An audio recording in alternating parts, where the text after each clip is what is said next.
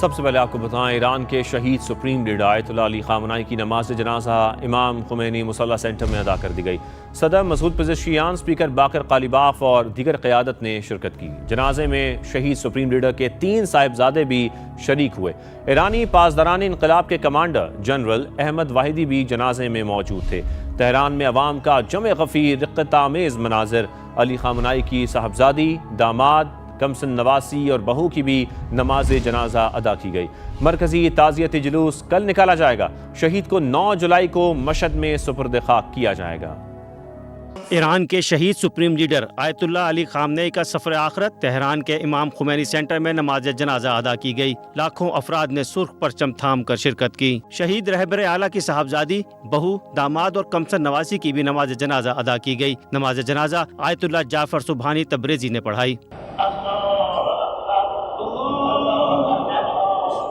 ایرانی صدر Masoud Pezeshkian, speaker Baqer Qalibaf, دیگر حکومتی شخصیات سمیت 100 ممالک کے وفود بھی نماز جنازہ میں شریک ہوئے۔ پاسداران انقلاب، اعلیٰ کمانڈرز بھی موجود تھے، جبکہ رہبر اعلیٰ کے 3 صاحبزادے بھی شامل تھے۔ ایران کے اعلیٰ عہدیدار دھاڑے مار کر روتے رہے۔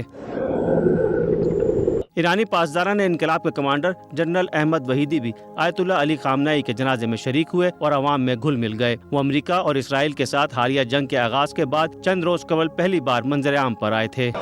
سید علی خامنئی کے جنازے کا مرکزی جلوس 6 جولائی کو تہران کی سڑکوں پر برآمد ہوگا۔ 7 جولائی کو جستے خاکی تہران سے مقدس شہر قم منتقل کیا جائے گا۔ عراق کے شہر نجف اور کربلا میں تعزیتی تقاریب 8 جولائی کو ہوں گی۔ 9 جولائی کو آیت اللہ سید علی خامنئی کا جستے خاکی واپس ایران لایا جائے گا اور اسی دن انہیں آبائی شہر مشہد میں سپرد خاک کیا جائے گا۔ اور آپ کو بتائیں، فلسطین کے مقبوضہ علاقوں پر اسرائیلی قبضہ ختم ہونے تک تل ابیب کے ساتھ تعلقات معمول پر نہیں آ سکتے۔ مصری صدر عبد الفتاح السیسی کا فوجی پریڈ سے خطاب میں 2 ٹوک اعلان۔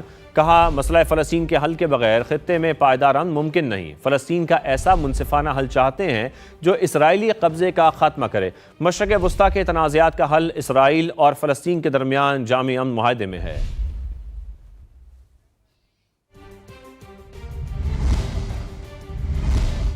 اور آپ کو خبر دیں، کالعدم جوائنٹ ایکشن کمیٹی کے دہشت گردوں کا گھناؤنا آروپ۔ کالعدم کمیٹی کا انجمن تاجران کے سیکرٹری جنرل پر وحشیانہ تشدد۔ دہشت گردوں نے سردار ناصر اور اکزئی حسام پر 6 گھنٹے تشدد کیا۔ سردار ناصر آپ کو بتائیں کہ نیم مردہ حالت میں سڑک کنارے پھینک کر فرار ہو گئے۔ دہشت گردوں کی شدید فائرنگ بھی ہوئی، کوئی جانی نقصان نہیں ہوا۔ جنڈالا کراس کے قریب کالعدم تنظیم نے درخت کاٹ کر سڑک بند کی۔ سڑک بند ہونے سے ایمبولنس پھنس گئی جس میں میت موجود تھی۔ سردار ناصر ارباب نوجوانوں کے ساتھ ایمبولنس کے لیے راستہ بنانے گئے تھے۔ کالعدم تنظیم کے 20 سے 25 دہشت گردوں نے اندھا دھند فائرنگ کر دی۔ سردار ناصر ارباب اور ان کے کزن حسام کو گن پوائنٹ پر روک لیا گیا۔ دونوں کو تشدد کرتے ہوئے راولہ کوٹ کی طرف سڑک پر گھسیٹا گیا۔ سردار ناصر ارباب اور حسام کو حالہ بازار تک لے جایا گیا۔ حالہ بازار سے انہیں گاڑی میں ڈال کر پانے والا لے جایا گیا۔ کالعدم تنظیم کے ارکان دونوں پر صبح 6 بجے تک تشدد کرتے رہے۔ سردار ناصر شدید تشدد کے باعث بے ہوش ہو گئے۔ تو آپ کو اس حوالے سے تفصیلاً بتا رہے ہیں۔ کالعدم تنظیم کے ارکان آپ کو بتائیں کہ صبح 6 بجے تک تشدد کرتے رہے۔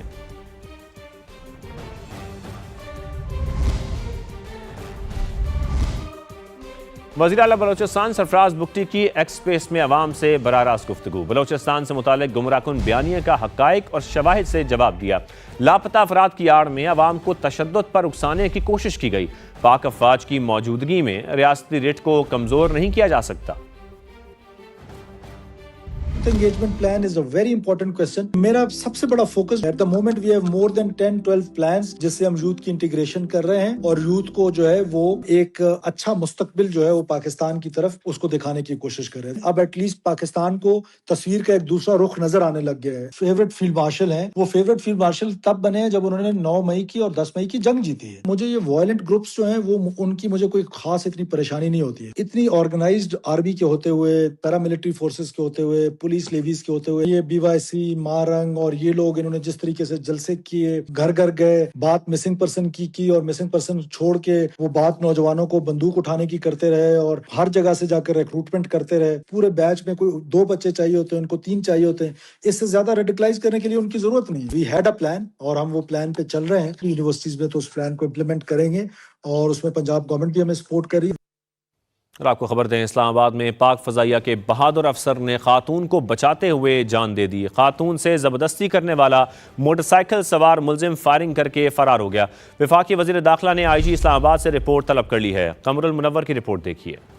ایئر فورس کے بہادر گروپ کیپٹن عاصم طارق خاتون کو بچاتے ہوئے شہید۔ واقعہ اسلام آباد کے تھانہ مارگلہ کی حدود میں شاہین چوک پر پیش آیا۔ ابتدائی اطلاعات کے مطابق group captain Asim Tariq 9th avenue سے گزر رہے تھے کہ ایک موٹر سائیکل سوار کو زبردستی اور خاتون کو مزاحمت کرتے دیکھا۔ گروپ کیپٹن عاصم طارق کی مداخلت پر لڑکی گاڑی کی دوسری طرف بھاگ گئی۔ اسی دوران ملزم سعد نے بدکلامی کی اور فائر کھول دیا۔ گولی لگنے سے عاصم طارق موقع پر ہی جام شہادت نوش کر گئے۔ ملزم فرار ہو گیا۔ پولیس نے شواہد جمع کر کے تفتیش شروع کر دی۔ پولیس کے مطابق خاتون نے بتایا کہ ملزم اس کا دفتر میں کلیگ تھا، جس نے اسے کام پر ساتھ لے جانے کی پیشکش کی، لیکن راستہ بدل کر زبردستی کہیں اور لے جانا چاہتا تھا۔ خاتون نے کہا کہ مزاحمت کے دوران گروپ کیپٹن عاصم طارق نے بروقت مداخلت کر کے مجھے محفوظ کیا۔ گروپ کیپٹن عاصم طارق کی قربانی اس بات کی عکاس ہے کہ پاک فوج کے سپاہی صرف سرحدوں کے ہی کے نہیں، عزت کے بھی رکھوالے ہیں۔ شہید کے عزم اور بلند کردار کی بڑے پیمانے پر ستائش، قومی اور سوشل میڈیا پر انہیں خواتین کے تحفظ کے لیے اپنی جان قربان کرنے والے بہادر افسر کے طور پر یاد کیا جا رہا ہے۔ وفاقی وزیر داخلہ محسن نقوی نے آئی جی اسلام آباد پولیس سے واقعے کی رپورٹ طلب کر لی۔ شہید عاصم طارق کے اہل خانہ سے اظہار تعزیت، ملزم کی جلد گرفتاری یقینی بنانے کی ہدایت کرتے ہوئے کہا شہید کے لواحقین کو انصاف کی فراہمی میں کوئی کسر اٹھا نہ رکھی جائے۔ اور آپ کو بتائیں، D I G operations Faisal Kamran کا کہنا ہے کہ وزیر اعلیٰ پنجاب مریم نواز نے غیر ملکی 2 خواتین کے واقعے کا نوٹس لیا۔ کیس میں تمام قانونی تقاضے پورے کیے گئے۔ لاہور میں نیوز کانفرنس کرتے ہوئے ان کا کہنا تھا کہ باس نامی ملزم کا نام وحید ہے۔ کیس سی ٹی ڈی نہیں، لاہور پولیس دیکھے گی۔ افسوسناک واقعہ لاہور میں رپورٹ ہوا۔ کارلوس نامی ایک شخص کال کرتا ہے اور وہ بتاتا ہے کہ ایک بچی اور اس کی دوست پاکستان آئے تھے، اب مجھے پتہ لگا ہے کہ وہ اغوا ہو گئے۔ 26 جون کو یہ اسلام آباد ایئرپورٹ پہ لینڈ کی تھی۔ گاڑی کی ڈیٹیلز ایکسائز سے فوری نکالی گئی، گاڑی کی پاسنگز دیکھی، موٹر وے پہ کب آئی، موٹر وے سے کب نکلی، لاہور میں کب آئی، ایف آئی آر ٹائملی ہوئی، میڈیکل سب سے پہلے میڈیکل ٹائملی ہوا، اس کے بعد 164 کی اسٹیٹمنٹ ہوئی، تمام قانونی تقاضے پورے کیے گئے۔ اس کے بعد انہی ملزمان کا جب ریمانڈ دیا گیا، آپ نے دیکھا ہوگا کہ وہ ہتھکڑیوں میں اسی طرح جس طرح کوئی بھی ملزم پیش ہوتا ہے ہتھکڑیوں میں پیش کیے گئے۔ چیف منسٹر صاحبہ کی کال بھی آئی کہ آپ نے اس میں 100% میرٹ کرنا ہے، جو مرضی ہے کوئی شخص اگر غلط کام کیا ہے تو اس کی سزا ملنی چاہیے۔ 164 کا بیان کورٹ کے پاس ہوتا ہے، اس کی کاپی کورٹ کے پاس ہوتی ہے، اس کا مجھے نہیں پتا کہ وہ کہاں سے لیک ہوا، اس کی کسٹوڈین ہے کورٹ۔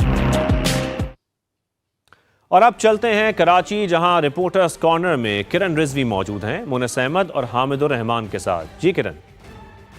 بہت شکریہ۔ رپورٹرز کارنر میں آپ کو ایک مرتبہ پھر خوش آمدید۔ میں ہوں کرن رضوی اور آج پروگرام میں میرے ساتھ شامل ہوں گے حامد الرحمان اور مونس احمد۔ تو جناب، شہر سے کچھ خبریں آ رہی ہیں کہ ایک مرتبہ پھر کراچی کا بجٹ زیر بحث ہے۔ کہا جا رہا ہے، سوال اٹھ رہے ہیں کہ 3.5 کروڑ آبادی کے شہر کے لیے صرف 60 ارب روپے مختص کیے گئے ہیں، جو کہ ظاہر ہے ناکافی ہیں۔ دوسری جانب HIV کے بڑھتے کیسز، سرکاری اسپتالوں میں آؤٹ بریک نے ہیلتھ سسٹم سے متعلق ایک نئی تشویش کی لہر قائم کر دی ہے۔ تو اس دونوں معاملات پر ہم بات کریں گے۔ پہلے ذرا میں مونس آپ سے بات کر لوں۔ مونس، بتائیے گا ایکچولی مدعا ہے کیا؟ سب سے بڑا اعتراض کیا سامنے آ رہا ہے بجٹ کو لے کے؟ پہلے وہ بتائیں، پھر بات کرن، آپ کے سوال میں کچھ سوال ہے، پھر میں جواب دوں گا۔ مجھے یہ بتائیں، آپ جہاں سے آتی ہیں وہاں سڑکیں پراپر بنی ہوئی ہیں؟ سڑکیں بنی بھی تو ہیں، پراپر کا نہیں پتہ۔ وہاں پہ نالے صاف ہیں مکمل طور پہ، وہاں پہ گرین بیلٹ ہے؟ اگر یہ سب چیزیں نہیں ہیں تو یہی اعتراض ہے۔ بنیادی اعتراض یہ ہے کہ شہر میں کرنے کو بہت سارے کام ہیں، اربوں نہیں کھربوں روپے کی ضرورت ہے، لیکن KMC کا جو بجٹ ہے وہ ہے صرف 60 ارب روپے جو منظور کیا گیا ہے، وہ بھی 2026-27 میں آ کے۔ ماضی میں نظر دوڑائی جائے تو یہ بجٹ 35 ارب کا بھی اناؤنس کیا گیا، 45 ارب روپے کا بھی، اور اب جا کے 60 ارب روپے ہوا ہے۔ جو ماہرین ہیں، جو اربن پلانرز ہیں، جو اس شعبے سے تعلق رکھتے ہیں، وہ یہ کہتے ہیں کم از کم 300 ارب روپے کراچی کا بجٹ ہونا چاہیے KMC کا، تاکہ جو شہر میں کچھ کام ہے وہ بہتر انداز میں کیے جا سکیں۔